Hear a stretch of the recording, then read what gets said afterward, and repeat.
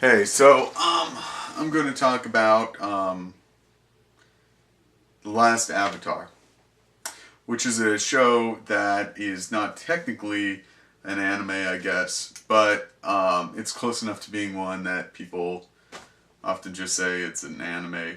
And I'm not exclusive to reviewing animes anyway, so yeah. Um, Basically, it's a series that involves, you know the plot probably, but for those who don't, it involves, there is the earth, there's a number of kingdoms with special powers. There's the earth kingdom, the fire kingdom, the air kingdom, and the water kingdom, or nations, not kingdoms, fuck. And basically, they compete for, well, they were all at peace, and then the Fire Nation invaded all these other nations and took over vast territory. Like they took over a couple of the Airbenders' lands, I guess, basically. And there's this Airbender who has the ability to master all the elements of superpower. What's especially good about the series, though, is that it has two separate plots that are interesting. It's got the basic hero's journey, Aang's going through his thing, doing the hero's journey thing, he faces challenges, he wins, he loses, you know what I mean. Kind of the basic hero's journey experience. Star Wars is kind of the perfect example, the first one of the hero's journey. If you think about it, you can kind of you can kind of connect the dots that way. But it also has Zuko, who is who has to hunt down him to regain respect for his father. It's kind of like a strange version of the prodigal son, in a sense, because his grandfather's really his father, if it was the prodigal son. And he's really more of the interesting character because there's a lot more character development. I mean, Aang's good. He wants to do it all on his own. He doesn't know if he's going to kill the Fire Nation guy or not. But I mean, in my opinion, he's considerably more of an interesting. Zuko is considerably more of an interesting character, and I mean, a couple of the other characters have fairly strong character development. The animation, I'd say the animation's manageable. It's not bad. It's not great. It's kind of just average. The fighting battles are quite entertaining, actually. I mean, usually what ends up happening is fighting becomes kind of you kind of know what's going to happen. I mean, most battles you kind of know who's going to win, who's going to lose. You know, the main character probably isn't going to die. He might get captured, some bad stuff might happen to him, but he's going to win in the end. But the fighting style in this series is just entertaining to watch, to the point where you don't really care who wins and loses. It's just, it is that good. Because, I mean, it actually combines actual martial artists and stuff, I think. I mean, I remember seeing some special about that. The dialogue in between the characters, it's relatively, I mean, it's not a heavy anime, and it doesn't try to be for the most part. It's not trying to, suck you into this deep metamorphosis of, deep emotional connection. But at the same time, it still has, it keeps it light, I guess is what I'm trying to say. Let me put it that way. The dialogue's fairly light. It's not talking about, oh, my sister died and, I'm so sad. They always have comedic breaks randomly put throughout it. So it's kind of funny every once in a while. I mean, also, the other thing that's interesting about it is that they've got these four nations, but the advancement of power and the political aspects and what the director chose to put in there of power politics is interesting.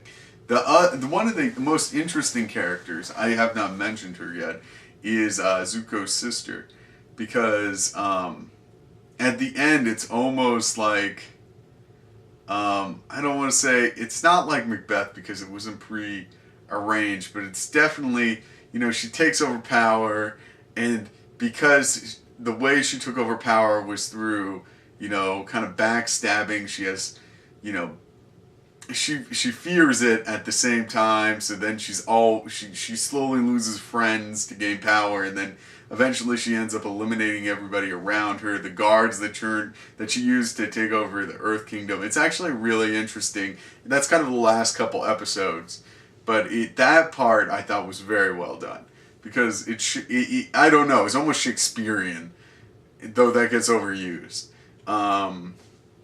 Or maybe not Shakespearean, but a deeper kind of timeless plot where basically how you gain power is how you lose power.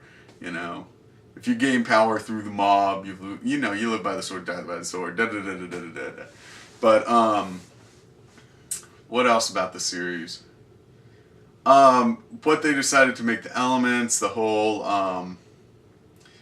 They kind of try to humanize, this last Airbender, and they actually, they spent a lot of. It's a long series, and not like Bleach or One Piece. If you watched my One Piece review, you know why I have One Piece. But yeah, I don't know. I'd say that it's a pretty good show. I'd say I give it, for shonen, I'd say it's one of my more it's probably my most favorite shonen if you were going to categorize it, though I'm not sure if it necessarily completely fall under shonen, because there's romance in the series too, which I think one of the best episodes, my favorite episode through the whole series, actually kind of deals with that, and it's the episode where they go see that play. And if you've seen the series, you know what I'm talking about. And like halfway through the play or that episode, Aang and what's her name? Oh, I can't remember her name. I should put a post thing up someplace. I don't know where I'm gonna put it, but she's basically shot. They're debating who she's gonna end up with. Da da da da da da. And prior episodes, and the best scene happens in it, which is basically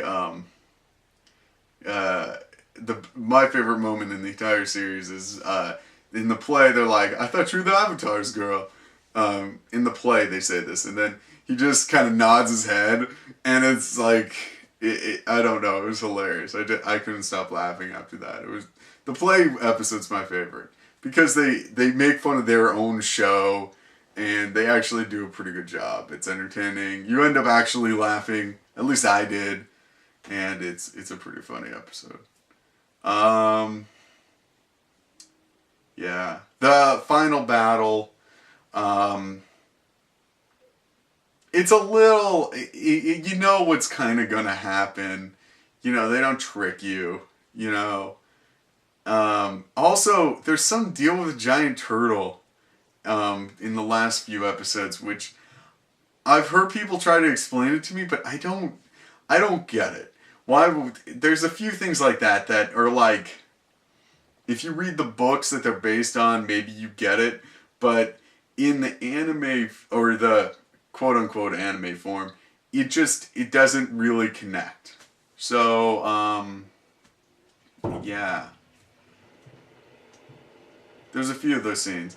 But yeah, if I was gonna rank it, I'd say that it was probably in the shonen category, if you can put this in the shonen category. Which I'll leave that up to your eyes, or your hearing, because I guess a lot of it's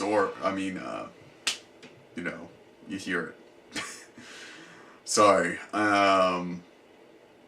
I probably give it a 9 out of 10. It's funny. The romantic part is predictable, but at the same time, they drag it out, so it's kind of entertaining. The animation, once again, is decent. The dialogue is pretty good. The voices I'd say are average. I mean, I'd say they nailed some characters. It's kind of hit or miss. Um, and what else? The overall plot devices, you know, Zuko's whole like, oh, I want to honor my father. Oh, it turns out I don't want to actually do that, but I already did it. Oh no, he's still alive, so I can go back. But I decide not to. You know what I mean? I think that they did a really good job with Zuko's whole plot development, though he did come off as a fucking emo. Like, I mean, kind of completely. And they didn't overemphasize the hero's journey, which is the problem of shonen, in my opinion, is that it just always, you know, it's always the hero's journey. And because they had all these other components, it kind of, it managed it. You know, it brought it down to where it was manageable, and it wasn't, you know, it was understandable. So yeah, I guess that's the end of this video. So I hope you've enjoyed it. I think I've blathered on long enough about this series. So have a great day. Subscribe, comment, rate. And I'll see you next time. All right. Goodbye.